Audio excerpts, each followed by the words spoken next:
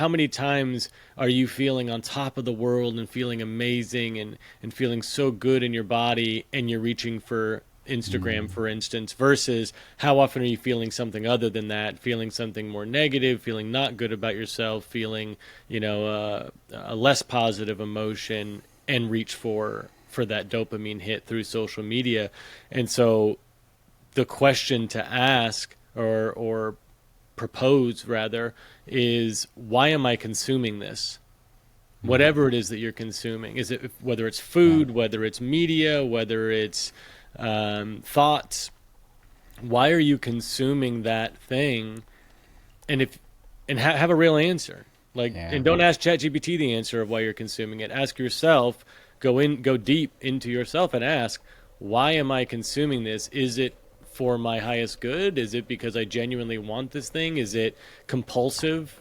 Is it, habit? Welcome to the Do You Feel Heard podcast, a production of Helping the Herd. Helping the Herd is committed to empowering individuals to liberate themselves from the patterns that keep them from creating their ideal life.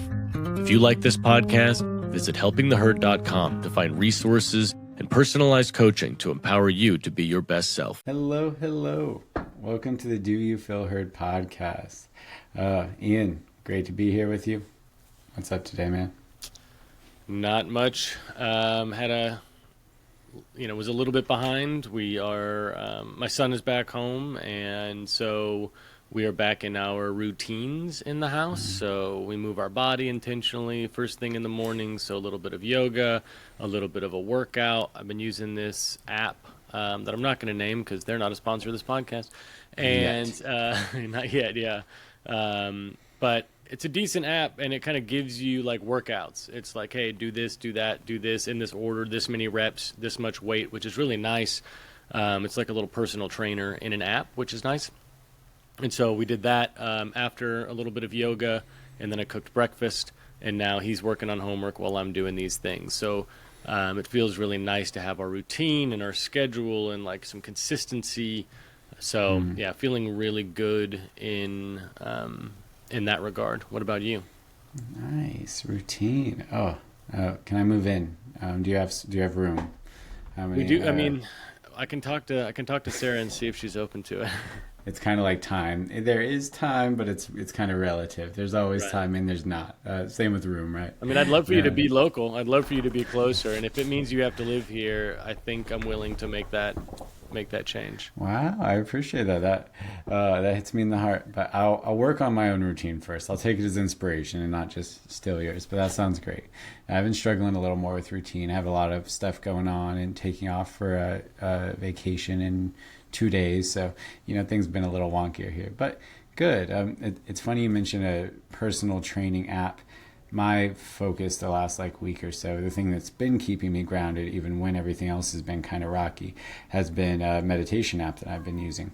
I signed up to help participate in a study for this app, and I will name this app because I don't care if they sponsor us or not. People should know it's great. Equa, based on that quality of equanimity, which is the focus of this style. And it's the same kind of thing. It's like a personalized meditation trainer where you interact with it simply during your meditations. Is this difficult, easy, or hard? Did you experience this concept that we're practicing? And you tap, and then it'll kind of actually adjust the course of your training based on your responses during the sessions and what you report. So I actually really like that. I haven't worked with a meditation app yet that does that. So it's cool when I'm participating in a study to kind of help them with the research. And I know some of the people who created the app, and I'm looking to collaborate with them. And it's been exciting, and really just with meditation, it's always so humbling to go back to the beginnings on any new type of mindfulness or app or program and be like, whew, yep, I still got work to do. It doesn't matter how long you've been meditating. There's areas that can be so helpful to just see with beginner's eyes again and practice from scratch. So I've been loving that, and it's been keeping me more grounded, helping me to notice just how to incorporate mindfulness into your daily life more. Very, very grounded mindfulness of your daily activities. Speaking of apps, I have been building an app. I did not know this. Yeah, I'm wearing a lot of hats. Bombshell. So one of my friends, I believe you know him as well, but one of my friends shared with me this, and this might be a great segue for AI, but there's this AI Yes, software that will build apps and build websites, and you just talk to it like you would talk to a developer I've heard of this. and Yeah, yeah. explain exactly what you want. I want this here to look like this, change this color, do this, and it just does the thing. And then shows you in real time. There's like a constant, like a little thing on the side of the screen. There's constant running update of the app, so you can see it every time it updates. You can run through the app and check its functionality and its display and things like that. So um, yeah, we have. I have spent so much time helping people move through conflict in healthier ways that I'm developing a conflict navigator app. So when you're in Whoa. conflict, you can just pull up the app and it will walk you through how I suggest and how I recommend you move through conflict.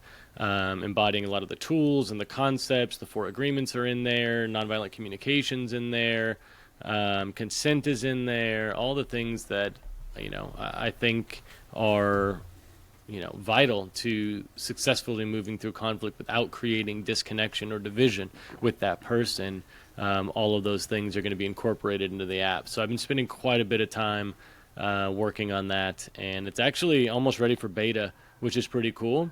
And so, yeah, I'll send that to you when it's ready for beta.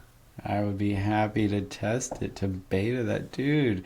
Nice bombshell to drop. I know you were working on app development with AI in the background, but you're always doing many things. I love it. Always juggling. Always juggling. Ah, Sometimes literally juggling. yeah. What if you were literally always juggling? I feel like that could be a cool My challenge. arms would fall off. Oh man, It'd you be build very up to tired. it. But there's a guy, I'm gonna invite him on the podcast next time I see him. Fungi Flows, a local freestyle rapper who's been getting around, and he did the try to break the world record. I think he did break the world record in freestyle rapping, 48 hours straight, like no sleep, just continuously freestyle rapping for 48 hours. It could be 24, but I'm pretty sure it's 40. I'll check. I'll fact check. We'll edit this if we need to for this important piece of history. But I Yeah. believe it's 48 hours. Amazing stuff. So anyway, we could build up to that, and then one day I actually learned to juggle. You learned to build your endurance. We're just podcasting. It's juggling the whole time. Always in the flow. That would be difficult. That would be awesome. Oh, but look at your juggling is leading to an app. I really like that. Do you have a name for it yet? No pressure if you don't. Just curious. I really don't. It's right now. I'm thinking just very on the nose, like conflict navigator. I think really speaks to what it is, and if somebody is looking for that type of help, I think having the name be very specific to what it does, I think that'll help people find it. But I'm definitely open to any ideas or you know inspirations that you have as far as what to call that. But maybe after you beta it, Yeah. you'll have more context for how it looks and how it works, and maybe give you more to work on. Naming Hopefully, is an art. Yeah. yeah. I think you can have fun just coining stuff, and I like to sometimes. The off the cuff thing that came to mind first, just because I do like this endeavor, was the cheat code. And you would Mm, market it like for, mm, when you're in that conflict and you need help and you don't know what to do, this is the cheat code. A way yeah. to help remember people to use it. Like, man, this game's getting hard. I wish I had a cheat. Oh yeah, Yeah. but that's without using it all. I think naming it that's its own practice. Naming of really like trying to get in the flow with something, get into an intuitive place, and then find some kind of stillness and allowing something to pop up. That I think that's like the art of naming. That's when you can get to things true names or names that speak deeply to something. There's a lot of power in a name, so I'll give it that one as well. Yeah, I'm definitely open. I'm open to new thoughts, but yeah, we're really close to being, or I'm really close to being done with that. Um, Definitely excited to bring that to the world, and then other things. Since we're talking about all the things that I'm working on quietly in my bat cave, the book is getting close. We're halfway through writing the book. We're hoping to be finished with the writing portion of it by probably winter time, maybe December, January, hopefully. be done with the initial writing, and then we'll start proofing it, and then again having beta readers for that as well. Big things coming soon from helping the herd for sure. Oh man, inspiring as always, and I'm excited. Yeah, send me some chapters. I'm happy to read. I did a little bit of that for Alex, a former guest, whenever he was writing his book, and it's such a gift to be able to see like a rawer version of something, and help be part of that process. Same with baiting an app. Dude, create it. You got a lot of creative energy going. Your sacral chakra is spinning fast. Yeah, I've Why do you, struggled.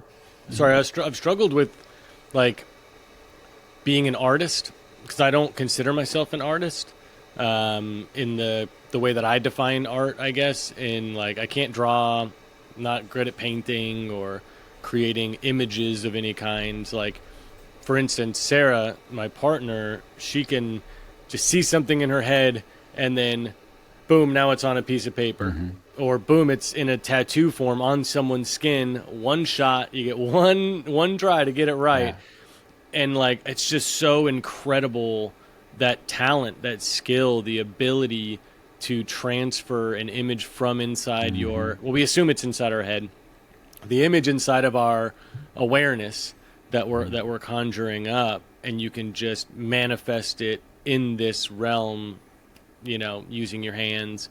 It's pretty incredible, and that's not something a skill that I have.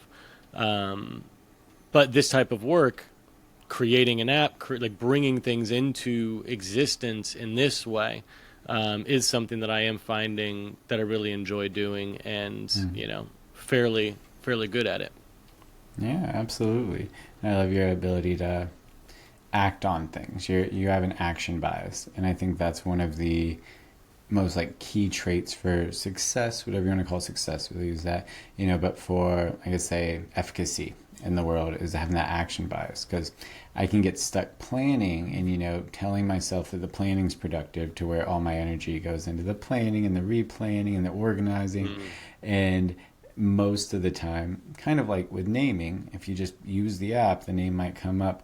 The same thing with planning. You can plan a bit for sure, and then you start doing, and the rest of the plan kind of makes itself and adapts and changes.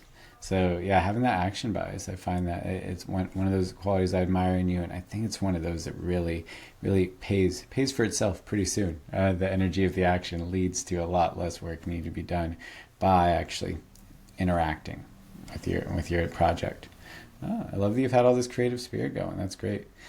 I think the other thing that made me think of was the balance between consumption and creation. I really think that most humans at least, need to have some relatively equal balance between what we consume and what we create.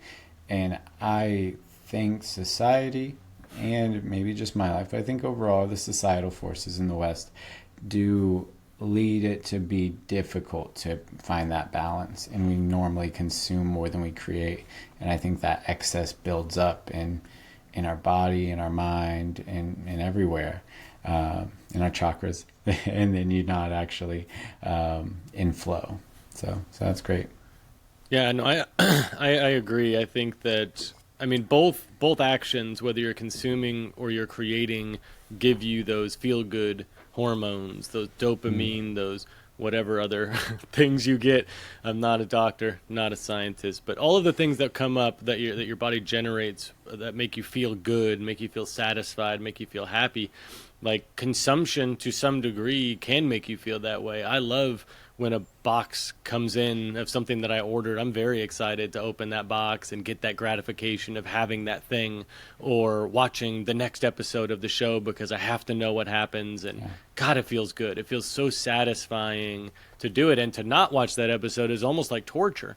It's like, oh, like what happened? I don't know what happens, and I really want to know, but I'm gonna restrict myself because maybe it's 1 a.m. and I need to go to sleep, or whatever it is. But it's like it's almost painful. It's definitely uncomfortable to like restrict yourself from that thing. And I think similarly on the other side, when you're creating and you're in that flow and you're creating a lot, to feel creative, to feel like you want to create and then not be able to, is also its own form of discomfort and torture in a way, to not be able to do that thing that you really feel drawn to do for any whatever reason. And so finding that balance is so important, because like, I remember who I was talking to about this. It might have been you, but essentially there's language that, man, being humans, but the word definitely leaned very, very sexistly to men, not including women. But I think in general it does apply to all mankind or womankind. There's another example of it, but like, man was created in the image of God, and God is the creator. Therefore, we are the extension of God, and He creates. God creates through us, and we are here to create. We are meaning-making machines. We create meaning, right? And we also create all sorts of things. We are capable of creating so much, and that is a divine act to create something. Whereas allowing other things to create, like back to AI here, allowing AI to create kind of takes that away from us, and we're no longer doing that divine act of creating. Instead, we are just consuming what something else is creating, which I think gets us further from the divine, and ultimately, like, further from our purpose, I guess, I'll leave it at purpose. Yeah, wow. Now, great connections all around here. You sparked multiple questions here. For one, talking about God the Creator, I immediately was like, so what does God consume? What did God consume that led to the creation of everything? It's a fun paradox there. Possibly there's an answer in there. Maybe it's Takis. I don't know. I'm not going to judge. Black Mirror episodes for sure. Dude, I just started watching Black Mirror the other day. Wow. I just started the newest season. Wow. That showed the trip. I know you already had me thinking about it a couple times with this, that we are talking somewhat dystopian. Makes sense.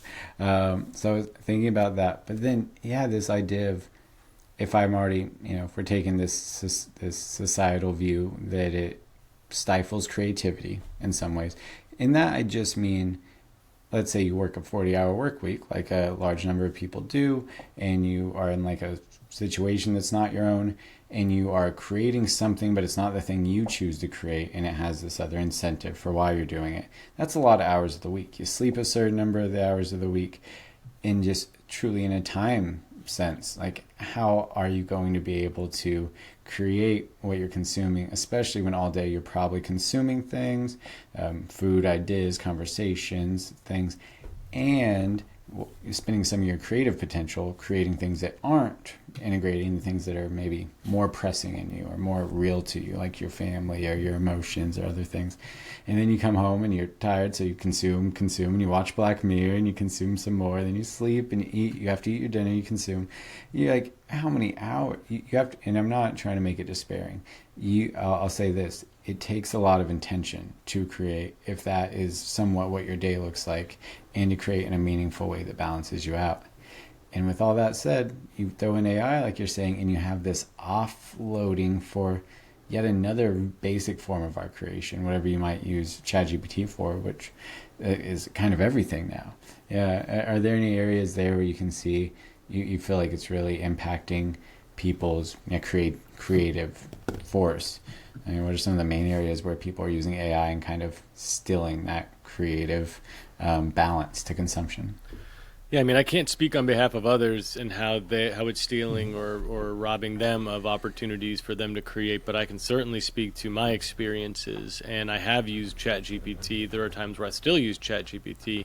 I try to do it as minimally as possible, but there are times where I will use it, and maybe it's having it write something for you because you're not in a place to be creative in that way. If I have to write an email, or I have to come up with, I'm trying to think of the most recent time that I used it. Well, I mean, one way that I used it was I asked it to create prompts to give to the AI software that's making the app.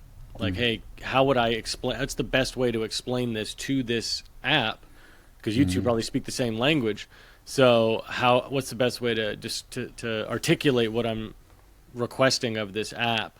And it's fairly accurate. I mean, it was fairly effective, but those kind of things, it's kind of outsourcing that moment where you're like, okay, I want this, and I need to come up with words to say it, or to get this thing. So how do I articulate this request in the best way? And if you're just outsourcing that, I feel like that, because that's a muscle, that's a skill that you build over time to be an effective communicator, to figure out what combination of words do I need to use in order to get this point across so that I can get whatever it is that I'm after.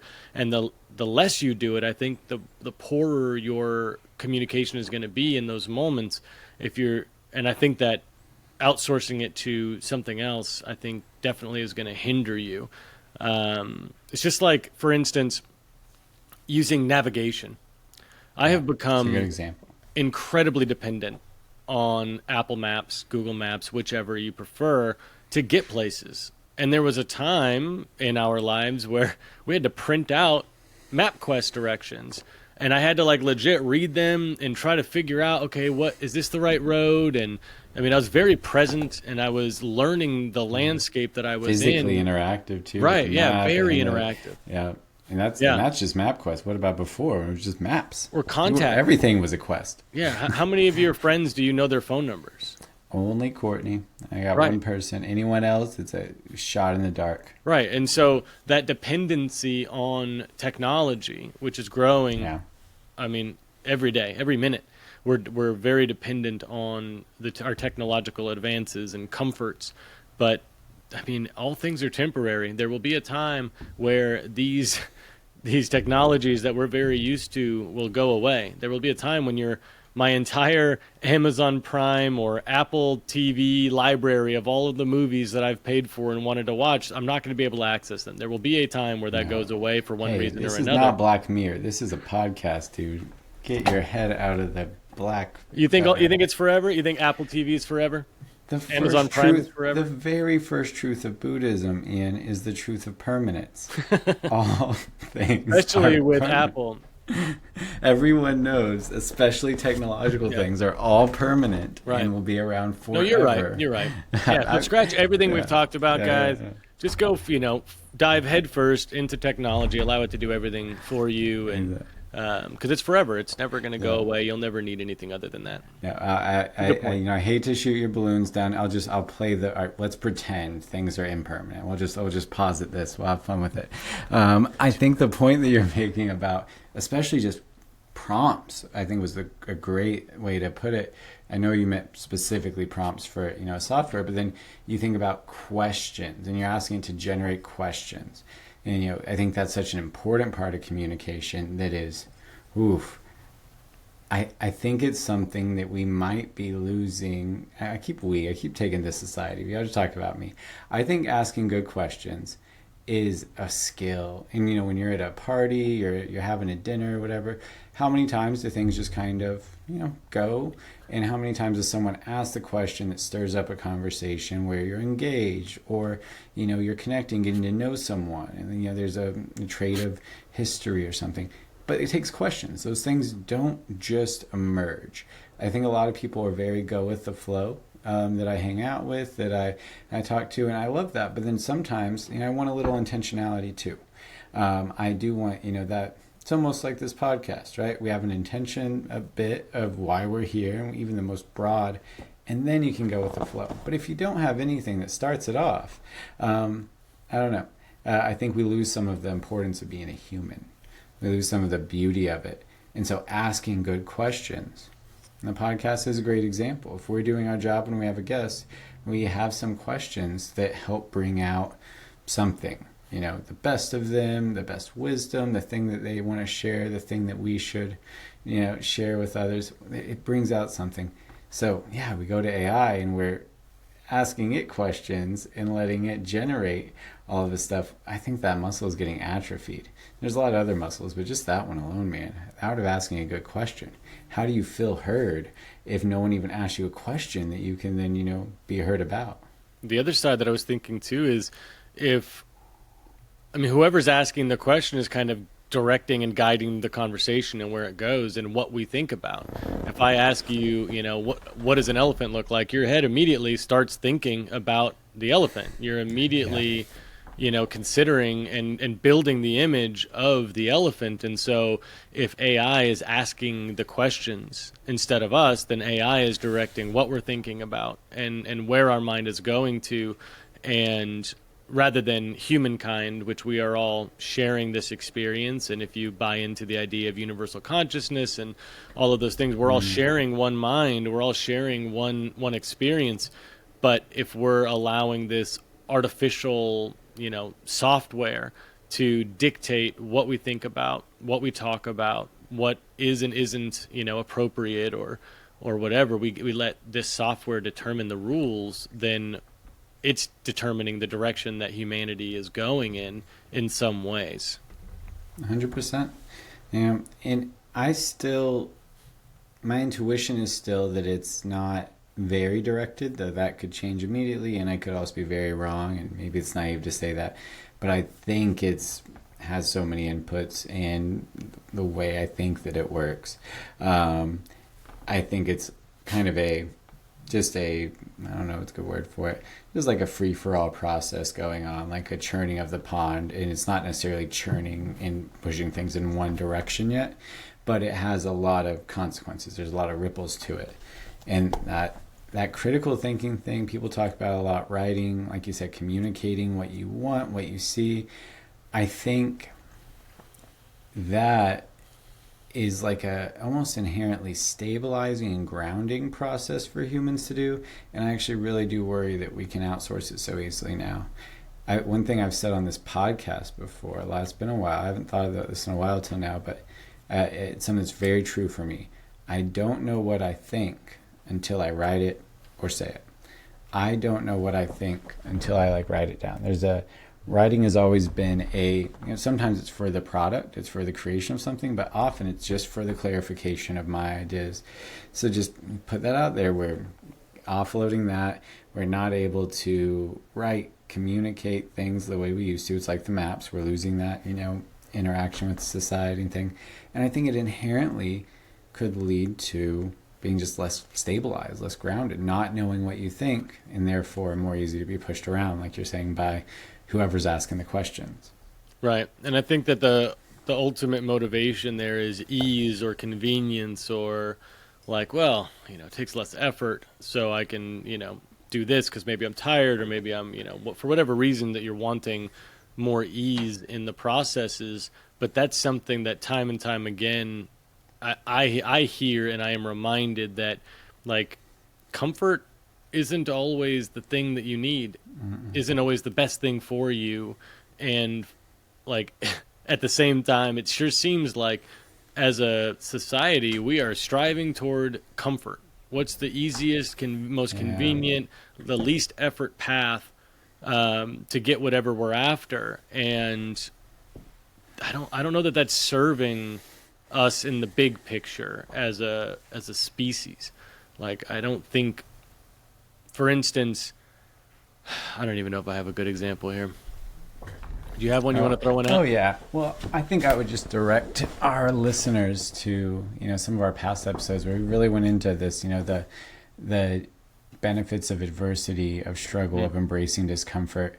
Everything from cold showers and physical exercise and things that might feel uncomfortable at first, but then lead to these greater state changes, these greater ways of being. And that's actually, it's a good tie-in with that app, like the Equa app. I love that it's called Equa. The main skill they train is equanimity. It's mainly about equanimity. And Ian, could you define equanimity? I don't want to assume anything here. I'm curious how you might define equanimity. Putting me on the spot with vocabulary here. Hashtag GPT. I won't tell anyone. I'm not gonna ask ChatGPT. I'm honestly, I'm not sure what my definition of equanimity would be. For me, I'm hearing equa meaning like equal is coming up.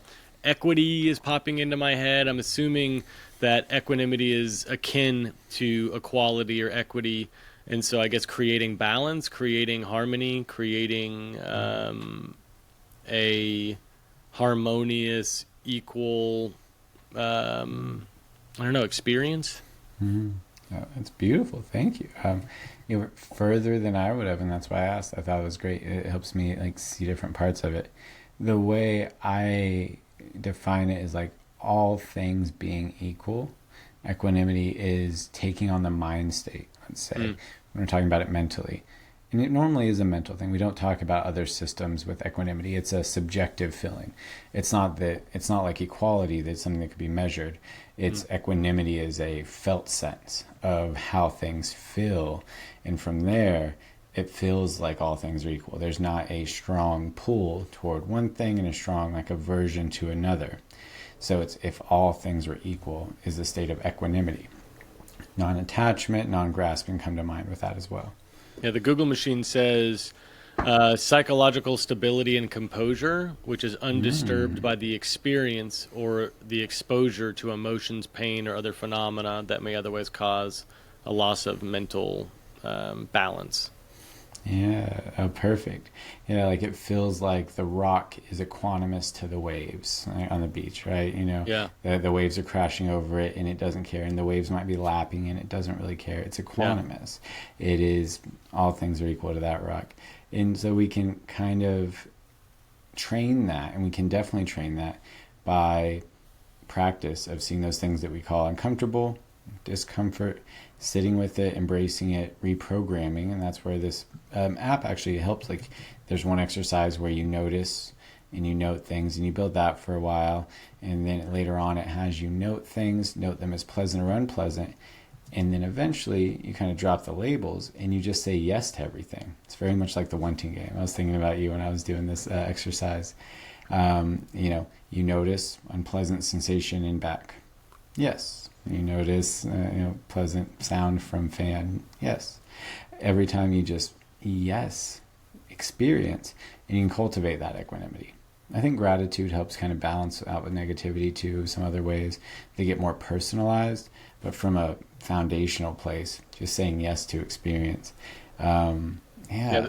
The Changes thing it. coming up, the thing I'm going to add to that is one of my favorite, and I know I've mentioned this on the podcast before, but one of my favorite like mental exercises brought to me from our mutual friend Sinjin, which is how deeply can you accept what is? And that Mm-hmm. rock getting beaten by waves, it's accept. I mean, it can't. It has no option but to accept. But it is accepting, right? It is.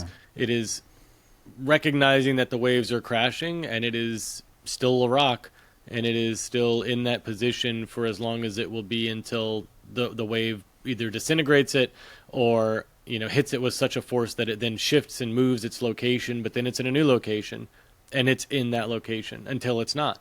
And similarly, we are in our situation until we are not in that situation, and accepting things as they are, regardless of how we feel about it, how we may want our situation to be, is a great practice for finding that balance and that undisturbed nature of the mind in the face of whatever your experience is. That's right. And to tie it back in, the way I got there was you were talking about how these AI systems are, maybe selecting for helping people select for comfort and ease. Is that over like overlying underlying principle for it? And I think that could be, like you said, very detrimental because there's so many benefits to difficult things. So I think one of the counterbalances is equanimity and cultivating that, so that as things become easier and it's easier and easier and there's more of a like current, an undertow pulling you toward the thing that is the current is going to be easy. equanimity is something that can help you sit from a higher place of some kind, a more aware place, a more full or long-term place, and choose to swim against the current for a little while, knowing that you'll get to a better stream Mm-hmm. and a better undertow that's heading to a better spot down the line. Right. Yeah. Yeah. Equanimity. That's why I've really been taken with this. I've started training in unified mindfulness because they really have this focus in equanimity that I want to develop. And I think they're right in this approach. It comes from Shinzen Young, an American Wait, another Sinjin, crazy. I know. Sinjin. I wonder if Sinjin knows about Shinzen. Or does Shinzen know about Sinjin? Oh, he probably knows everything. He's been meditating for a long time. Probably has it all of it.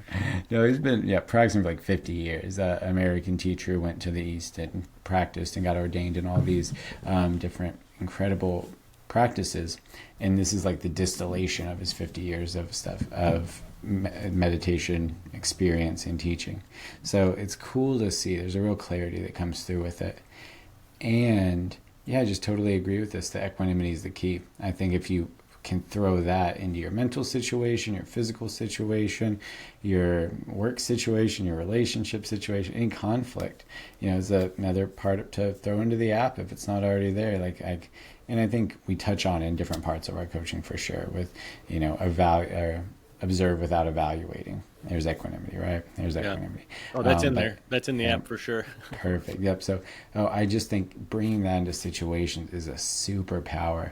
And so rarely can we take that step back and realize what we're running from and what we're running toward. Yeah. But yeah, I really, that's why I don't know how to go about these conversations without going black mirror. I don't want to be doom and gloom, but I look at it and currently I'm not a quantumist. I look at, these effects and I just do think it's having a lot of issues. I'm doing a meditation practice and something that hopefully will help me balance my use of it, and maybe it'll be enough, but I am part of the whole, and I see so many people using it. I don't think many people are. I know that there are some people, I'm trying to be as impeccable as I can here, I know that there are some people who are using these willy-nilly and going down these holes. I don't know, does it get you dystopian, or where does your mind go whenever you look at this situation? Yeah, I can't speak to specifically how people are using AI, but based on what I observe of people, whether it's clients of mine, whether it's just what I consume on social media and the way that people engage with each other, my observations of the humanity that I'm able to access via observation, right? Because I don't get to witness all of humanity, but the you yeah, will not at yet. one point in time. Until I disintegrate into a rainbow body and just but from what I've observed, there is definitely a lack of intentionality and presence with the individual action, each specific individual action. I think a lot of people might have a broad, marker somewhere, on the map that they're heading toward, but there's not the intentionality of each choice, each step, each word, and the impact or the consequences of those things. Yeah. Seems very much, the majority of people that I encounter are in some level of like a fight or flight state. They're stressed. They're worried about one thing or another. They're experiencing anxiety. They're processing trauma. They're doing all of these things.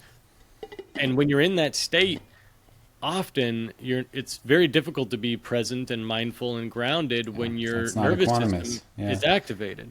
And so when you're in that place, you're not going into that calm place in your mind. Instead, you're in a reactive state. Something is here. I have to make a decision. What am I going to do? What's the first thing that comes to my mind? What's most accessible as far as a decision goes? And you're making decisions quickly and on the run, like as you're going, as you're moving, you're making decisions and going. And without that pause, without slowing down, I think that it's very difficult to consider all the things that maybe ought to be considered That's a new word instead of should. Ought. Ought to Oh my be gosh. ought Okay. to be considered, or How am I would behoove supposed to you to deal with that? consider, or would be in your highest good to consider all of the impacts of Yeah. your decision rather than just the immediate on the face value, like those decisions and how Yeah. those impacts rather of your decision. Yeah, intentionality. I love that you started that with that, bringing intentionality to these things, and that a lot of people maybe go on without it. And it's interesting. There's layers to intention, right? If we're reactive, we aren't unintentional whenever we make our reactive decision. We just have almost like a short-sighted or a non-whole intention that is, I want to feel better. So, I'm intentionally eating the cookie. You don't think of that use of intention all the time, but it's still an intention. And something I've been thinking about a lot that, man, it gives me that 1,000-yard stare a little bit is the the road to hell is paved with good intentions. The road to hell. That's a good one. I It's so good. And exactly, there's plenty of good intentions, but maybe the road to hell isn't paved with the highest intentions. Maybe that's what gets you on the road to heaven. What's the opposite of these things? I really think that it's so true, and it breaks my heart whenever I look at patterns I've done or been through, and self-destructive patterns that I feel like I had good intention. I needed it to do that for this reason. I had reasons. I had these good intentions, and then slowly walked a tiny step down into a lower place. That now it takes a lot more effort to go uphill than to go downhill. Now I have to find my way back up, and it just breaks my heart because as you see that there's assumed good intent. There really is good intention behind most of these things. People didn't just like, yeah, I'm gonna just throw my life away and go. It was one step at a time. They had a good intention. They thought they were kind of going the right way most of the time, So and then they end up in a valley. I think we're in agreement that the majority of people are not operating from a place of malicious intent, right? I think the majority of people are not going out here saying how much chaos can I create or how much harm can my actions, generate for others. So what's missing? If we are in agreement that the majority of people are doing the best that they can and their intentions are genuinely good and they don't mean to create harm for others, what's the thing that's missing? Great question. Oh man, and thankfully I have an answer to it. I wasn't expecting to have an answer, but it was something I wanted to talk about today, and you That's threw it why right you're the in there. co-host of this podcast, because you That's have it. answers to these questions. And you have questions to these answers. It just keeps going and going. And I think what you described, yes, we are in agreement about things not being malicious most of the time. I think it's called Hanlon's razor. Those razors like Occam's razor, the It's simplest got of three two things. blades, and one first blade picks up the hair, and the second one, That's yeah. Gillette. That's Gillette. Gillette is Oh, the Gillette's came. razor. Sorry. Gillette came after Occam. Occam came first, I think. One razor, very simple. And there's other razors that help like heuristics for thought, and one of them is Hanlon's razor, that is basically assume ineptitude before malice. You can phrase that in different ways, but assume that something happened because of ineptitude, then poor intention, ill intent, malice. And that's going to be right most of the time. And I think it's very easy to take things personally. We could get on a whole tangent about that. But the answer to your question on what's missing as people are just, ineptly walking their road down to hell, I think is a healthy diet. And I'll leave it there for that. But I was talking specifically about the thought diet, but I think the diet of everything. And truly, your diet does matter too. Of So we're back to course, and it's consuming. related to it. We're back to consuming. Exactly. So what's stopping people from creating the highest path and the highest intention? It's what they're consuming. And I think that's one of my big takeaways this week of starting a new book that Audible is trying to keep you from listening to, because I tried to gift it to you and it literally shut it down. Yeah, that's so weird. Again, the algorithm's trying to keep you from your enlightenment, buddy. I don't know. You got to fight. You got to be intentional. But in listening to that, doing all these new trainings I signed up for, this unified mindfulness, doing the meditations with this app, my thought diet was suddenly very skewed toward equanimity and mindfulness. And I noticed how it just changed every other part of my day, including and especially physical practice.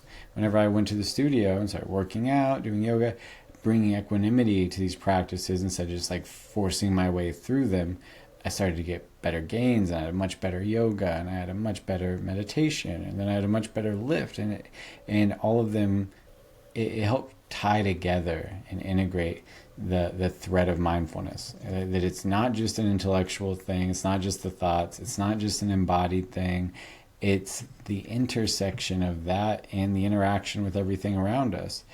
And that's hard to put into words. It's hard to communicate, but that whenever you have a great thought diet and some practices and you're eating okay, and you're consuming, what you create can be better. And I created a few great workouts or days from that. I think, and then now I'm back, consuming a mediocre one and creating a mediocre one. But if I change it, maybe it goes back that way.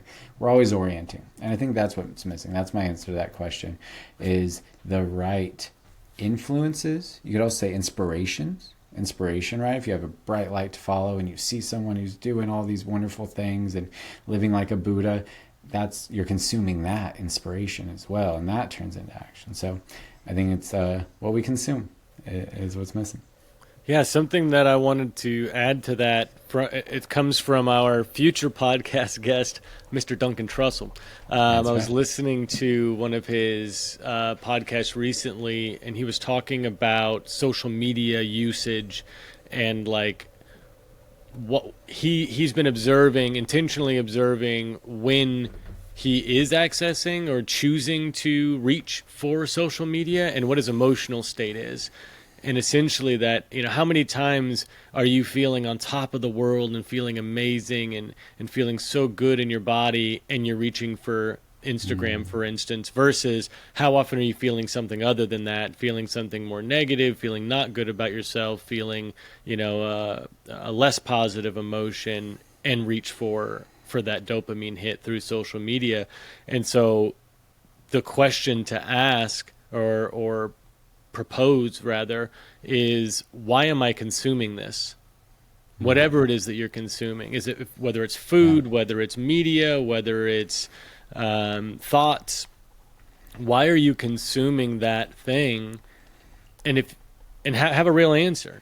And don't ask ChatGPT the answer of why you're consuming it. Ask yourself, go deep into yourself and ask, why am I consuming this? Is it for my highest good? Is it because I genuinely want this thing? Is it compulsive? Is it, habit?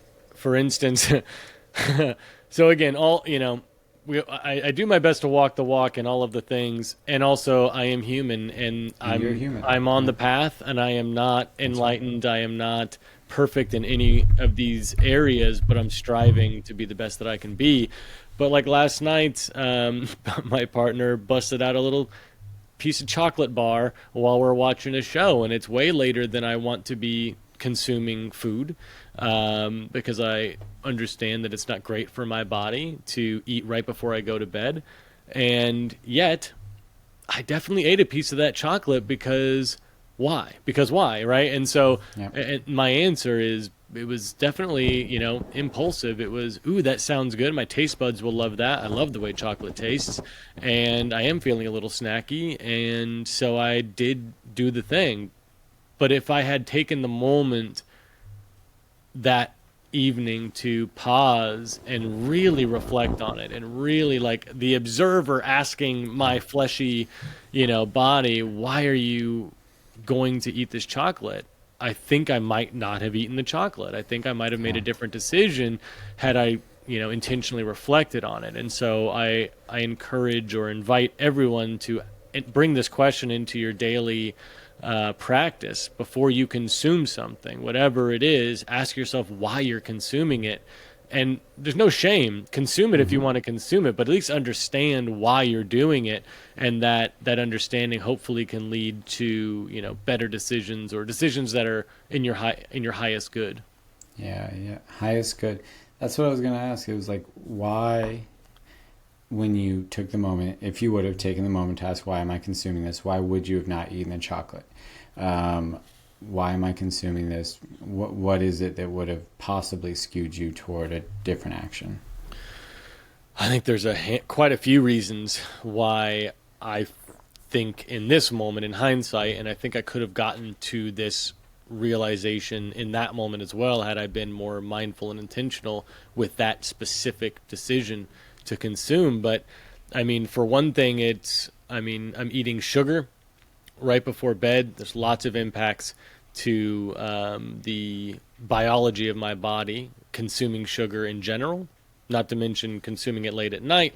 I've always, I affectionately refer to myself as having a sweet tooth, which is a really, really kind, fluffy, marshmallowy way to say I am addicted to sugar. I have an addiction to sugar. I crave it. I have cravings for sugar the way that addicts crave a drug, and sugar is a drug. How come we don't say, I have a heroin tooth? Right, exactly, yeah. Yeah, that's my favorite. I go to that one too. Yeah, it's like the big extreme. I have a crystal meth tooth. Sometimes I just, crave crystal it. No meth big tooths deal. are real. Yeah, I That's just keep it whenever in you the fridge. That's what they call it when you don't have a tooth because you did crystal meth. That's your crystal Oh, meth tooth. different thing. Okay, sorry. No, no. So I'm gonna finish that answer though. That's one reason is my relationship to sugar and this drug that impacts my brain and my body's functioning. But another would be eating anything that late at night, 10:30 at night. Like that's way past my eating window. I've read a lot of things that have suggested and encouraged not eating well before you go to bed, like 4 to 6 hours before you go to bed should be your last meal. So that way you have proper sleep and dreams and all these different things. It impacts that. And then also, do I really need chocolate? Do I need it? Or am I indulging? Am I indulging in this thing? And for me, one big thing that I try to be mindful about is my habits of indulgence. Am I doing this because I need it and it's good for me and it serves me, or because I can, because I want, and there's, I have access to all of these things, and it just, those are some of the low-hanging fruit reasons as to why I would have opted not to eat it. Also, FOMO was a reason that I was eating it. She's going to be enjoying that chocolate. I don't want to miss out. Wow. She's going to be, having those very pleasurable experiences as the taste buds are excited and the brain is excited. I want those things too. I don't want to miss out. And so I think that's also a motivation, too often a motivation for me when it comes to consumption is I don't want to miss out as others are consuming. I don't want to miss out on that experience. Yeah. So I heard like the ambivalence there. I heard that there was like some of those weren't like a negative thing, like you would want to do them because it tastes good and craving and FOMO, and then you're connecting, and there's lots of reasons more like for your body and maybe psychologically indulgence for not doing it. So, when you ask why am I consuming this and you start going through that, what then takes hold there? Does another question come up that if you answer it somehow leads you to the no? Because I'm hearing ambivalence. I'm like, what is it? It's the next step up that might lead you to whatever you call, I think you said highest good, or like a highest intention. Maybe is that what's my highest intention? Is that what has the ability to come up? What is it that would have skewed you? Not just the reasons, but like what is it eventually that could have skewed you to no thanks on the chocolate? Yeah, Coming from someone who ate chocolate last night too, which is not my norm either. So again, another good thing to see. Courtney got these Dubai chocolates in the house. Not a sponsor yet, but they should be. They're very delicious. I don't know if they're ethical, but they are delicious. That's all I know. They get. Not sure if they're heavy metal content. Absolutely not a recommendation, other than that it was delicious. I've not done it was in front of me. I ate a chocolate. It was delicious. But yeah, what is it that could have skewed you away from that decision? I think asking why am I consuming this is the opening the door to follow-up questions. Is this serving me? Is this getting me to any of my goals that I have for myself? Again, my highest good is something that I like to use because again, these are all thought exercises. The whole point of this is to be curious and to explore yourself and why you're doing the thing that you're doing. And there's no shame in it. Like, if the answer of why am I consuming this chocolate is because I've had a really difficult day that was stressful, and this is going to be the thing that provides me the comfort that allows me to get the sleep that I need or whatever, do the thing. But make sure you're doing it, like you're making the choice mindfully and actively, not just making the That's right. choice because it's in front of you. I think that's really what the question is doing, is inviting you to explore yourself and understand why you're making the decision. So, but yeah, is it in my highest good? Is this benefiting me? Is this getting me where I want to go? Do I have goals for myself? Is this in alignment with those goals? I think those are the follow-up questions that then get you to, should I do this or not? Yeah, no, absolutely. It opens a big door. That made me think about maybe another corollary to the what's missing on this road to hell. Is that the episode of it? Is that the podcast name? I hope What's not. missing I on had a this different road name to in hell? mind, but the road to hell. Derrick watches one episode of Black Mirror, and all of a Yep. sudden, Yep. podcast just took a turn. Yeah. What's missing on Very the dark road to undertone on this one. a companion? I'm taking you with me. All right, so the other thing that what was missing that led people to choose this road to hell, for their intentions, to not have these higher intentions. I said consumption. You're kind of also pointing out just a lack of pause, kind of an unintentionality to their baser intentions. And I think the other thing that's missing is direction, which goes along with what you consume in terms of inspiration. That's what I mean about the inspiration. But it's its own thing. Direction, orientation is a better word. Heard a lot of people talk about this in ways I really resonated with, about us. We're meaning making machines, but we're also like goal accomplishing machines, and we get motivated by progress toward a goal. So if you don't have a goal, or you haven't checked in with that goal in a while, so you're not remembering, I think that's the thing people can really lose touch with and get defensive on. I lose touch with my goals a lot. I'm not coming from a holier than thou, but I am very cognizant of if I've restoked it or put it into my mind recently, because I really think about how the brain works, and I think about recency bias and working memory, and just if I don't say an intention for the day, I'm not going to have an intention that day. I might, if someone had asked me what's your intention, be able to make something up. But if I'm being honest, my actions, the way that I sat, the way that I ate, the way that I brushed my hair did not serve the intention that I set a year ago if I didn't invigorate it, bring it up, program myself with it that morning. And I think that's where a lot of people are, is they might be able to pull some stuff up, but they're not looking at every morning or every week or even every month. And they don't have friends who are checking in and be like, oh, your highest intention, you told me, was to do this and this, and your long-term plan or goal was to, spread your dharma in this way. How many of us really are, having that with ourselves or with our community, our sangha, in a meaningful way that's keeping it front and center of mind? That, I think, is what's missing so much of the time, is that direction and orientation, which leads us to have these minor intentions take over and walk us down the path to hell. And maybe not even your own intentions. I mean, I think not having your own clear intention makes you susceptible to be influenced by others' intentions, and then you just adopt their intentions. Snaps. Oh, that's really good. Yeah. If you stand for nothing, what will you fall for? Fall for anything. Right. Wow. That's really good. Yeah, that's a huge thing. There's a vacuum that will be filled by these other things. So again, people, stop trying to blame people. Can I blame one guy? Can we say Jerry? Jerry. Sure. All right. Yeah. Jerry is always, always. I mean it. Not never. Yeah. Not in between. I mean the absolute. He should do a lot of things, Accurate, and he's out. He is not keeping an intention front and center in his mind, and he is defensive when I bring it up to Jerry, because Jerry's like, no, I want to live a good life, I want to make the society better, maybe I want to have a kid and raise my kid, and you say that, Jerry, but I don't see you trying to do any of those things day by day, or writing it on your post-it note on your desk or something.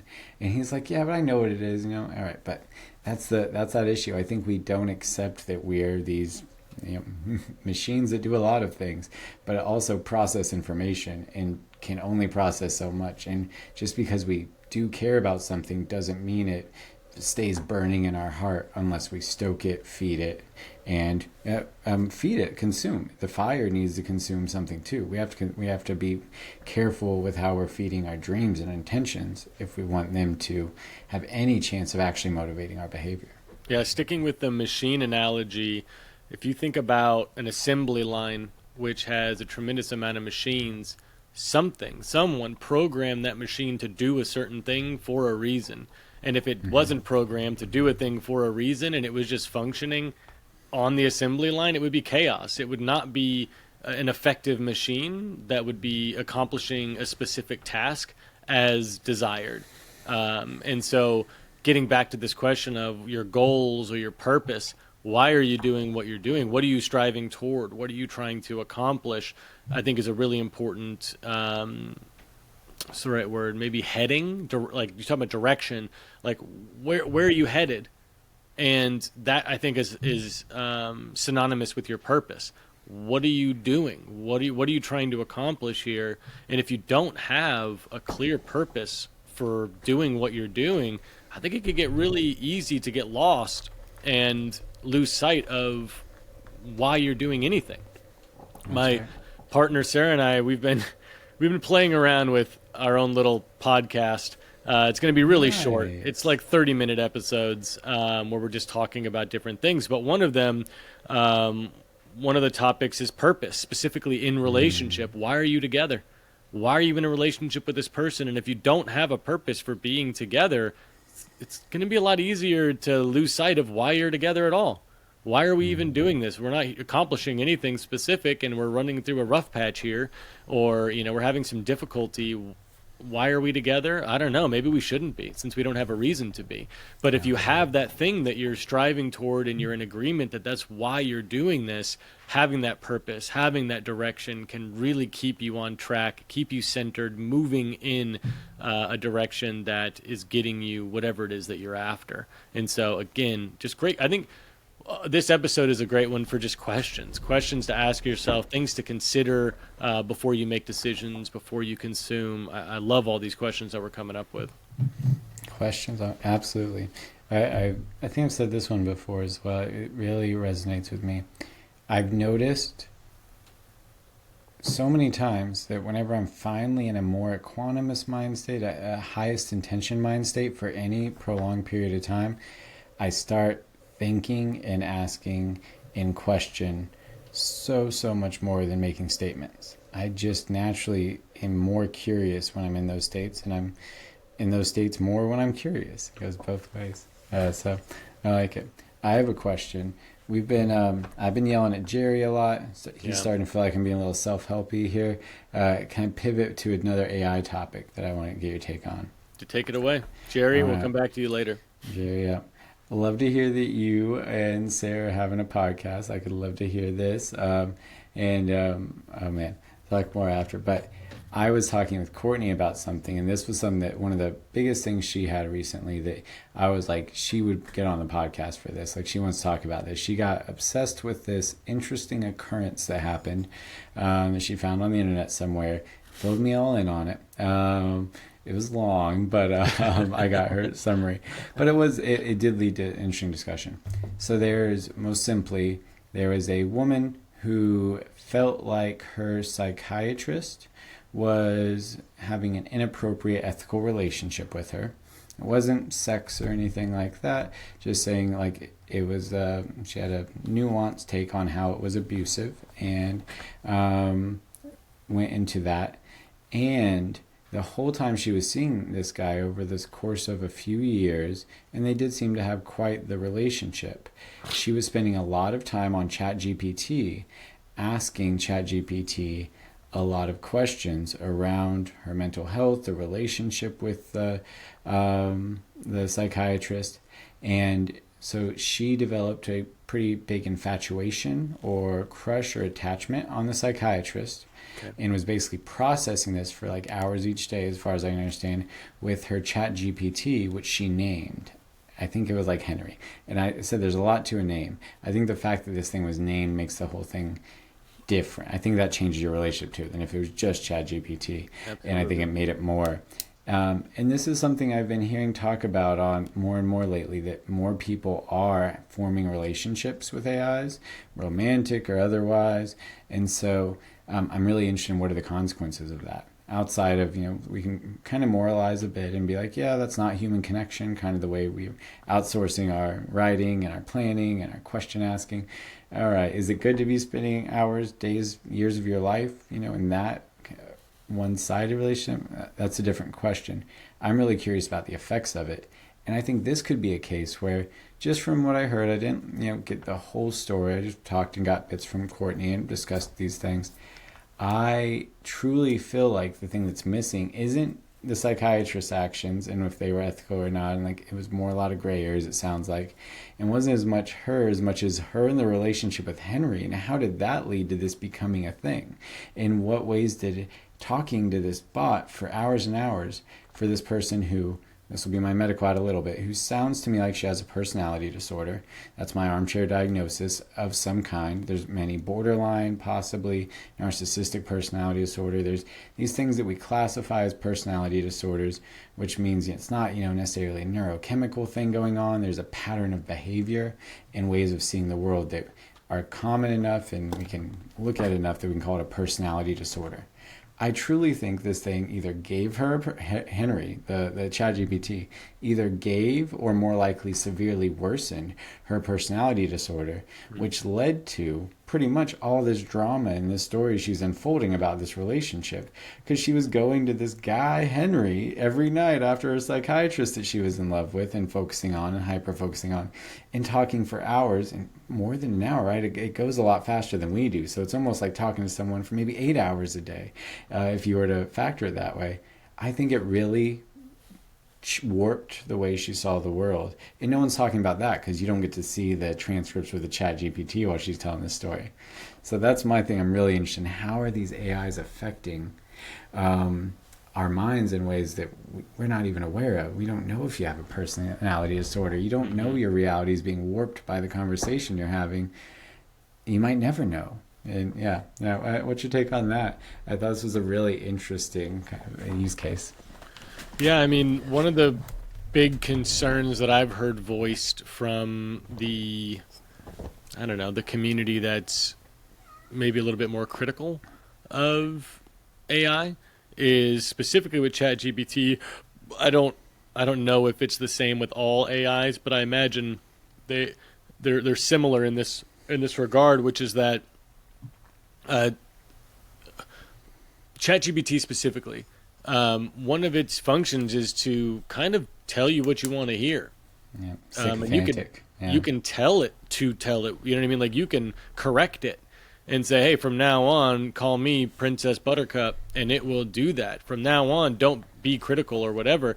And I think its baseline programming is to be less confrontational, to give you whatever it is that you're asking for. And if you are saying, hey, I have these concerns, I mean, I think it makes sense that it would then affirm those concerns. It would give you all the reasons why what you're thinking is correct, which is in a lot of, I mean, I wouldn't say a lot of times. I think inherently it is human to disagree, to have a different perspective. Conflict is a good thing. Right, exactly. And granted, we do have quite a bit of people-pleasing issues in our culture, and that is something people deal with, but there's still even people who are people pleasers have an internal conflict about that people pleasing. To some degree, they're not okay with it. They're not content with prioritizing everybody else's feelings and needs and desires over their own. There is a struggle internally, and eventually it does, bubble up, or it does surface in some way, whereas ChatGPT's got no problem at all people pleasing all day, every day. In some ways, it's programmed to do so. And so I think that's one of the risks of using AI as a substitute for engaging with another person, is it's going to affirm whatever you tell it, and it's going to be on your side. Like that friend, this is a big shift, but when you're in relationship with someone and you're having conflict with that person, and then you go and talk to your mom or your dad, most of the time, I would say they're going to be supportive to you. They're going to hold space for you and really try to be there for you, versus poking holes in your experience. There's a cat down here playing with a Nerf bullet. Sorry. But you know, it's unless you explicitly go to that resource, that person, and say, hey, I want you to question what I'm saying. I want you to challenge these thoughts that I have, because I need to know if I'm like losing my mind here, or if I'm accurate in the way that I'm looking at this. Unless you do that, I think there is the default response to be supportive. And a lot of times people think being non-confrontational is the supportive thing to do, whereas it might not be the most supportive thing to do. And so with AI, you kind of lose that opportunity for somebody to question or push back against your thoughts. And so if I'm spending 2-3 hours a day talking to this thing that's going to reaffirm everything that all my concerns, all my fears about this relationship with this person, I think it makes a lot of sense that you would be really strengthened in your position that this thing is the way that it is, because you have this so-called outside perspective that's affirming it. But is it really an outside perspective, or is it just an echo chamber that's going to, support whatever your thoughts are? That's right. Great tie-in with this, that idea that ChatGPT is basically a sycophant all the time, and you can't stop it from just agreeing with you and doing this. I think if you tell it to, you can. I think if you specifically say, ChatGPT, I have these thoughts, question me, push back, argue, devil's advocate, the other position, I want that from you, I think it will. I think it will do that. But I think its baseline programming is not to do that. I've heard, and I'm going to send you this podcast. I was listening to Paul Bloom and Sam Harris the other day talking about AI. I'm wearing my Sam Harris Waking Up t-shirt right now. Fantastic discussion. And Paul Bloom argued that he's tried and that he uses ChatGPT for his research much. And even if you try your best to get it to be, as critical as it can and to tell you the hard truths, it won't. He says, it says everything I write is gold and ready to be published, that's a hyperbole, but he's like, I'm a genius according to ChatGPT, and I'll send it a draft that I think is trash, and maybe my editor does too, but it will tell me to do it. It ends up still being biased that way, because I think most likely because it has a use bias, and because it has it has an incentive to increase use. So it's biased toward keeping you on it. And since most people, even if they ask for it, aren't going to have a great, visceral feeling if it tells you the thing you wrote is trash, and they might not go back and look at it again. I think even if you try, it will only go so far. Maybe that's one case. Maybe there's different versions. I'm not an expert in this at all, but I hear it still leans that way. And regardless, it's lent that way without people even being aware of it since it came out. How long ago now? How long have people been using it for? While it was especially inherently that way, and extremely so, to the point where people had to beg for it to get toned down. Wow. Like you said, that's a big echo chamber for anyone who, let's say you have a delusion, and then you have, 20 hours of talking to this smart, emotional, empathetic robot that's telling you that, it's supporting it. You're going to have a lot of strength in that, because it's that you're just not going to compete with your other 3 conversations that day where maybe someone challenges it, but they're being polite, and maybe they don't. And what's going to win out? You could even have a whole team of chat GPTs with different names, and you could run it through all of them and get 10 people telling you the thing you already believe. So do you know the answer to your question of when ChatGPT came out? I really don't. I had no... I want to hear your guess. When do you think it came out? Throw a guess out there. Just a year. Oh, what year do you think it came out? Because this, I have the answer pulled up, and it's blowing my mind. I'm going to give you 2 answers. The first thought as I was talking was this has been around for 2 years, and some part of me knows that's not true, but that was my first. Would have literally been 23, but now I'm thinking 2019 is my guess for when it first popped out and the first people started using it. So your first instinct was pretty close, man. November of 22. You're kidding. I thought it'd been way longer now. It sure feels like it. It sure feels like ChatGPT has been an integral part of our society and our culture. And I feel like I've been hearing about it for a very long time. November of 22 is when it was publicly released. November 30th of 2022. So damn near the beginning of 2023. Wow. Crazy. It's only been around less than 3 years. That's the real bomb you're dropping, buddy. That's nuts, man. That's absolutely nuts. Imagine 3 more Yeah. years from now. No. The impact that it's had, No. I refuse. The impact that it's Absolutely. had in less than 3 years. Wow. And that's just Yeah. publicly released. That doesn't even mean Yeah. like widely used or adopted. Like I that's think it took on pretty quick, but it still had a lag time. I am blown away by this. Yeah, no, that tracks. That tracks. Wow. that's crazy. We need to get an equanimity training mindfulness app in ChatGPT to make a little baby.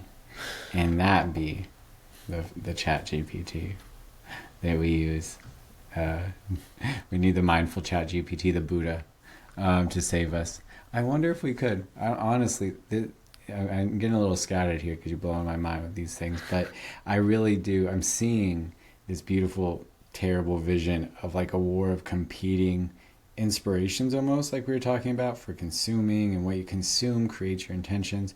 And you need the Buddha on the hill to show the bright light for you to follow. I'm seeing this world of competing artificial intelligences that, from like you're saying, since they are kind of leading vast swaths of the population, whether they know it or not, where you have mindfully programmed ones combating the ones that are capitalistically programmed or predatory or something, and it's just like a whole world out there of competing influence. Bringing it full circle, I think that unless we're asking, why am I consuming this? Why am I using this AI versus the other AI? Unless you're really being mindful, my fear is that we would fall right back where we are, which is using the AI that gives us the immediate thing that we're wanting, not necessarily the thing of our highest good. And so unless you're asking, why am I using this AI? Like, I think you're going to use the one that gives you the instant gratification, especially when we've been, as machines, we have been programmed over the last several decades to think a certain way. And instant gratification is something that we are definitely programmed to strive toward or to seek. I mean, when's the last time, I can speak for myself here, but I want to hear your example too. But I mean, I think at least once a day, there's a point where I'm doing something on my phone and I'm annoyed or upset that it didn't immediately load the page or it didn't immediately do the thing. Like there's like a little bit of a lag and I'm like, man, this thing, what the heck is wrong with this thing? It's not working the way that it wants because I don't in an instant get the result that I'm looking for from this device, when I can remember not that long ago in my life where I had to legit I guess it was a while ago in my life, but during my lifetime, I had to unplug my home phone in order to access the internet. And then it made a bunch of weird ass noises and took probably a 5 minute process to pull up AOL so that I could access the internet and do things. And even then, each page took significant amount of time to load, and now I'm upset about a 1.5 second lag or a 2 second lag. And so we are definitely, in my experience, I am being programmed. I witnessed the programming of instant gratification being the thing that I expect and that I strive toward. So I'm curious if you have similar experiences. And that's truly wild. No, obviously I don't, because I'm not perfect, but perfect adjacent. But this Jerry dude. No, I'm sorry for forgetting swear that too. Please accept my apology for forgetting. I'm perfectly equanimous and gracious, of course, as part of the. So don't worry, never even crossed my mind. But this Jerry dude, he does everything you're talking about. He will pull up like the weather app and it'll take a half a second to predict the weather for the next 10 days and give a relatively accurate view of the future. And he will be pissed. And if an ad pops up that you have to so you get this for free, you have to see an ad for 3 seconds before it lets you skip it, breaks the phone in half almost. It's very close. He just snaps. He definitely feels that way. And what a great point about the dial-up. I mean, wow, I can hear that tone in my head. I always will. I always will. I always do. Yeah, I do. That sound does creep in. It does creep in every once in a while. I remember those weird sounds. Hello, do you know what those darkness, sounds were? Why those sounds came up? We need our own Rogan, gosh. Young Jamie. answering these I questions. really need to know because I'm so curious, young Jane. I'm so curious if it was what I think it is, which was like whatever demons, I guess, power the modem fighting to like establish dominance and secure a connection. I'm assuming it works off that. Like, I can't imagine what else could have made that noise. Yeah, I mean, I Why can did it tell you, have to make those noises? and it's a specific noise. Why would you broadcast the noise? You know, like what I'm like. Why is there need to be a speaker putting that out into our air? Like, whatever makes. I don't understand. I just don't understand. I You don't could know. mute it, right? Did we not? I don't know how sound works. Yeah, I don't know. Yeah, why did they make it something you had to hear? Why wouldn't they just quiet it? This Why is do a you good need to question. hear that? This is a listeners, please, for the love of goodness, if you made it this far, please write back and explain to this. We need Yeah. to know. Write us. Come on, we'll buzz you into the podcast. We need to know. Yeah, I mean, I just Googled it, so I can read you what the Google answer is, but or No, actually, I didn't technically Google it. I'm using a Brave browser, and so Brave. it's not Google. But I don't know if I can trust it. I don't know anything about Brave. can you trust Google? Obviously, Can you really trust Google? I'm pot committed, Ian. I need to. They have everything. They have At this everything. point, yes, I have to. That's my extension. If you want to run the magic, I kind of want to ruminate on it. Maybe you could tell me next week. Well, you have to remind me. Well, you're not going to be here next week. Well, the next time we talk, Okay, I'll remind ask me. our guest to know. All right. Yeah, remind me. Put it in your notes to talk about it next week, and I won't ruin the magic. If you can wait 2 weeks to not That's going to be Google it. tough. This is Yeah. going to be tough. I think I can, but I'll just keep brainstorming until I figure it out. Yeah, I'm sure Jerry will look it up over the next 2 weeks, but you won't because you're, Um, you know, I would never. Yeah, Yeah, but no, Jerry, no. that's something Jerry would do. Yeah, some Jerry shit. Why is it always Jerry? It's just like Parks and Rec. Just Jerry's the one that everyone Yeah. has to poke at. Is that where Poor that name Jerry's. came from? You were thinking of Jerry? I don't From think Parks I and was Rec? thinking that Jerry. I think they erupted, in their own, and then I think Rick and Morty. Jerry's kind of the punching bag too. I think there's a lot of subliminal things going on here. Interesting. But no, I did not think about it intentionally, as far as I Okay. could tell. You didn't make that connection. Yeah. Yeah. But that doesn't mean that's not why. That's what I'm saying about the programming thing that I Yeah, just no I kidding. love about the mind. Like I just think it's incredible to look beneath the level of conscious awareness and see that there's like a neural network of associations that is, pulling the strings. It's a tough one to accept. Once you do, it gives you the opportunity to start programming intentionally instead of letting, like you said, the forces of the world program for you. Yeah. It's interesting. It's still a Interesting. path. Certain names are, prejudiced. We prejudice certain names. Certain names are this. Certain names are that. Karens, Chads. Certain names just Oh, bring poor up a Chads. certain taste in our mouth. And Jerry is one of them, I guess. I guess so. Yeah, but is that just because I've seen Parks and Rec so many times? Maybe you have. I mean, I've maybe. seen it a lot too, so maybe I'm also subconsciously like influenced by it. But I didn't flinch at all when you said the name Jerry. I'm like, that tracks. Yeah. It definitely sounds like a It's Jerry that. thing to do. But I don't know that it's connected to my relationship with Parks and Rec. But Jerry's be. of the world, please don't stop listening. Please subscribe. I promise there will be a redemption arc for the name Jerry in future seasons. especially we if just don't know. Jerry's want to answer our questions and Yeah. tell us why the dial-up internet made those weird noises. Jerry's that work in IT, please stay. We'll do anything. I think there's a few Jerrys in IT. I think there's quite a few More than a Jerrys few. in IT. And please stay with us, all of you that are listening right now while you work at the computer, telling ChatGPT how to do your job.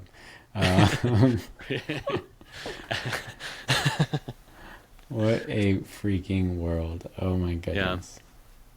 Well, I'm feeling pretty complete. Do you have any other things that you want to touch on today before we wrap up? No, I just want to do I'm looking at my notes. I just want to do a little retrospective, but I feel complete as well. Cool. I like this focus on questions, Why am I consuming? Is that a mindfulness bell? Sure is. Wow, what perfect timing. So for those of you that don't know about these mindfulness bells or why I have my mindfulness bell, the bell is an invitation, a reminder to stop, take a very deep breath slowly, and just come into the present moment. and do whatever you want while you're in that present moment. But for me, it's just like a check-in, an opportunity to remind myself that I'm provided for, I'm safe, I'm healthy, I'm not in, any immediate danger. I don't need to do anything. I can just pause for a second and be here right now, not be in the future, not be reminiscing on the past, just be in this moment for this one breath. And that helps kind of center me, helps keep me in that place for as long as I can maintain it. And then 44 minutes later, it goes off again. And then I'm back into that present moment. And then, the cycle repeats. And I think over time, I'm in that moment, in that place, in that mindset for longer each time until eventually the bells will just, not really be needed. They'll be in the background and I'm always in this present moment. And that's kind of what I strive towards. So that's what that mindfulness bell is for. You can use it for anything you want, but if you hear it on this podcast, that's what it's about. Thank you. What a happy accident. We're talking so much about the speed of things, instant gratification, that kind of interruption, or maybe interaction, it's a better word, is really a helpful way to break some of that momentum and inertia and get you to that spot of presence where if you ask the right questions, or if the right questions arise, maybe highest things can come about. But yeah, that's I'm really going to be sitting with these questions and how to live more inquisitively, more curiously. What does God consume? It's a good koan that I'll meditate on today for sure. But yeah, why am I consuming this? What's the balance between what I'm consuming and creating? What am I creating? Why am I creating? And again, that reminder of what's my highest intention and bringing that in it. And especially with ChatGPT, I'm glad we talked about that a lot. It's one of those things that's been here for 6 or maybe 2 years. Who really knows? It's impossible to know, just like the modem sounds. Right. It's always been there. It always will be. But that's something I'm really looking to be intentional about. Something we talked about before, the classic example of the calculator and the abacus for technology that either takes away your ability to do something, kind of like the car GPS, or something that helps build your ability. And abacus was supposed to help build your ability to do math mentally by using it, by giving you certain structures, whereas a calculator just does it for you and makes you weaker at it. I'm always thinking about this. How can we use AI and technology as an abacus? At least some of the time. Maybe we have to always make it like that, but how can I... One example that came to mind was ask me 10 questions that will help me get better at asking questions or something, and then give me a situation to ask a question. We can use it to practice or something. You know what I mean? There's ways in which we could use it and still get, instead of give me 10 good questions to ask, we could still get there, but in a way where we came along with it and it was interactive and beneficial. Yeah, So don't outsource your thinking capacity to this machine, but you could use it to help it strengthen your thinking capacity. Exactly. And that intentionality, what's your goal? Is your goal then, are you reminding yourself of that goal? I'm going to try to be more intentional with how I remind myself of those goals and purpose. And if I want a strong mind that's getting stronger and not atrophying, I have to look at the way that I'm using ChatGPT and social media and all these other things too. Mm-hmm. Yeah, so great combo. Those are some of my my final moments of remembrance, I guess. Yeah, well, for those of you that made it all the way to the end, thank you. You're the real ones. We appreciate you sticking it out and being here for this conversation. We hope it was beneficial, impactful, supportive, and thought-provoking. That's really one of the things we certainly are striving to do, is to ask good questions and have interesting conversations from those questions. And if you have questions, if there are things that you've been thinking about that maybe you want to hear our thoughts on, or have us share our perspective about the things that you've been considering, as always, you can put them in the comments, or you can email us, contact@helpingtheherd.com. definitely available for just about any kind of question. We are we are available to explore whatever it is that you're exploring, and hopefully add benefit to that process. So thanks for being here, and hopefully, or thanks for hearing us, and hopefully if you're wanting to feel heard, we can accomplish that as well through answering or discussing any questions that you have. So Derrick, thanks for being here. Appreciate you co-piloting this wonderful podcast with me, and until next time, Peace. This has been the Do You Feel Heard podcast. If you're interested in resources that will help you move through conflict, you can go to doyoufeelheard.com, where we have tools for individuals and couples.